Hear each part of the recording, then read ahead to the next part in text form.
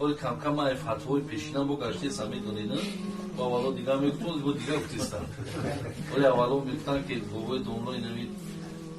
زن میزد این از زنک مرا حقارت کرده من دیگه اون طرف رو فکر نمیکنم چی گفته خیلی نمتری گفته اینا میگه مسد اینا و چت و تت و فلان و دیگه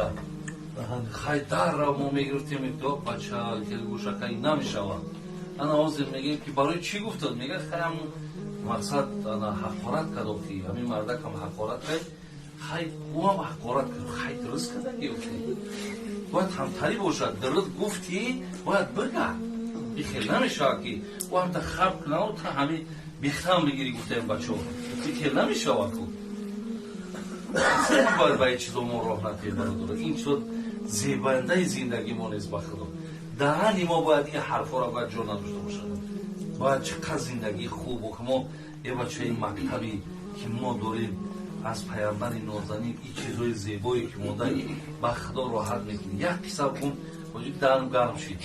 بعد تمام میکنم یک زن بود به نام زینب دختر حدیر زینبی دختر حدیر وقتی زینب نکاح کرد میگه گرفت آوردش خونش ولی که هر در کت نماز خوندن شکرگزاری همین روز ساعت کردن بعد از اون میگه زینب طرف همین شورش گفت که مرده گفت مرا گفت به یک خانه آوردی که من به نظام خاندان شما هیچی معلومات ندارم من خودم گفت پر اخلاق تا و خراکتر تا نمیدونم